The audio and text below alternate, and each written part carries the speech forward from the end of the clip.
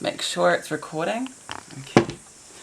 Hi everyone, it's me back again. Welcome to Ali RN/FA.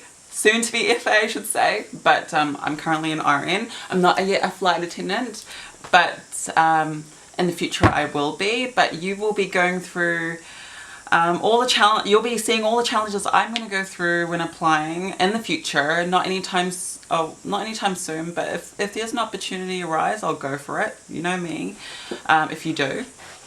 But yeah, so today I'm going to be kind of like discussing a lot of things. My camera's like running out of battery, so I need to charge it somehow soon. But for now, hopefully it can hold off.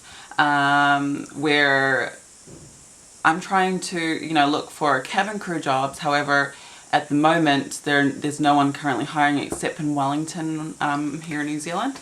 So I'm going to wait in the future for Auckland positions.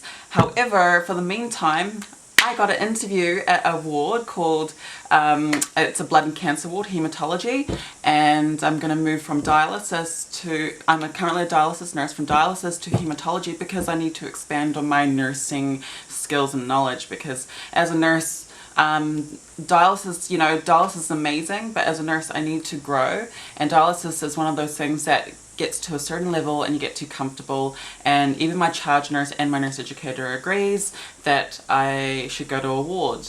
And so I got an interview on this coming Friday, so I'm so excited. I'm going to be studying that, and I'm going to contact my nurse educator in regards to training with the interview, and see where it goes. And yeah, I'm looking forward to it. So there'll be a charge nurse and a level 4 nurse who's going to be helping with the interview, and they're going to interview me and all that kind of stuff. And so yes, so with cabin crew positions, when it comes to companies, I think that any company will do. Jetstar, Qantas, Air New Zealand, Virgin Australia, those would be a great position to, great airline to go into position. And yeah, I don't know how long. It might be they might not have availabilities for the next 6 months. Maybe it could be next month, you never know. But for the meantime, I think I want to grow as an RN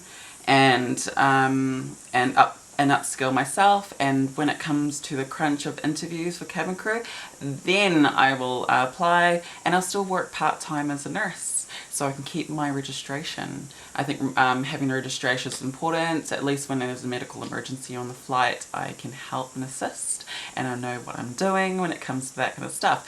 Yeah, but in my experience as being a transgender woman in the past, I've been through 25 interviews in my life over a span of 10 years, and it has been difficult, and this is when I was pre-op. And so I don't know, I'm sure that airlines are not discriminative against trans people, but back then it was a little bit more complex because my passport had an X on it, and and when you go through airports, when you had an X on it, you get pulled up a lot. I mean a lot. But now my passport's changed to female, excuse the noise, and so I'll have it a lot easier. I'm post-op now, so I can travel. I can get my I can just easily get my passport female on it, no problems. I just need to get my birth certificate changed. But yeah, you're going to be coming through the journey on what it's like to be a trans woman applying for jobs like that, because there are a few videos out there with trans women who are applying and they're not being successful, but it's great. Good on you for not giving up. Like on my 25th interview, I said to myself, I need to do something with my life. So I studied nursing, and that was at 24 years old, and I'm 32.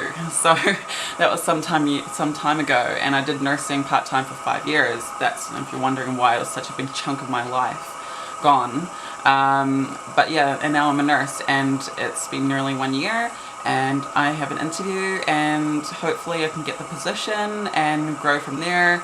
And if I do become a cabin crew or flight attendant eventually, I will still do postgrad studies in nursing, because in the future I think with nursing is such a stable job to have, and having that in case I get get made redundant or something in the airline because my contract redundant, not the company, because my last interview was with Qantas Jet Connect, and I've got through all the reference checks, all the reference checks, and everything else, and they said that was fine. And all of a sudden, they've actually let go over 1,000 employees because they needed to save on millions of dollars of money of the company because they were losing money, and so they need to make 1,000 employees redundant, which is really sad. But yeah, and that's when I decided to study nursing.